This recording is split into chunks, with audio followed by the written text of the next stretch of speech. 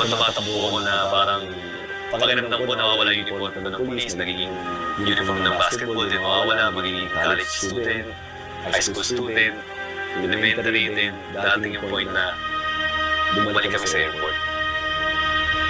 Ikaw ulit yung 6 na taon na gulang na bata. Na hindi ko nabigay yung yakap na dapat na binigay ko bago kami magpaalam na hindi kami magkikita ng matagal.